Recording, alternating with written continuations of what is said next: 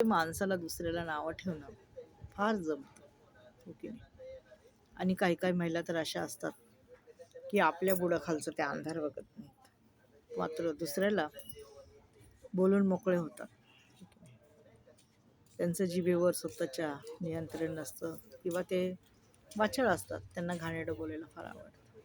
त्यामुळं ते घाण बोलतात, नेहमी घाण बोलतात दुसऱ्यांबद्दल. पण जेव्हा स्वतःवर वेळ येते तेव्हा मात्र गंगेसारखे पवित्र आहेत असं दाखवतात, हो की नाही?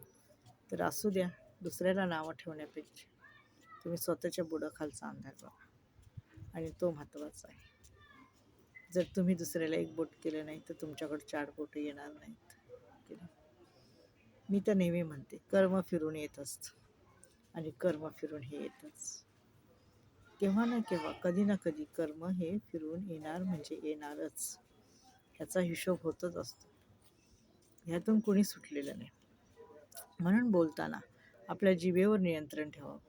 समोरची व्यक्ती कशी आहे, काय आहे, हे माहिती असताना देखील खोटं खोटं बोलायचं कसं शोभतं तुम्हाला? हे शोभतं का? हं? एखाद्याबद्दल खोटं बोलणं, खोटं त्याच्याबद्दल वाईट घाणेरडं बोलणं, हं? आणि मग तुमच्यावर वेळ आली की मग आम्ही नाही त्यातल्या कडीला वाचली, असं आहे का?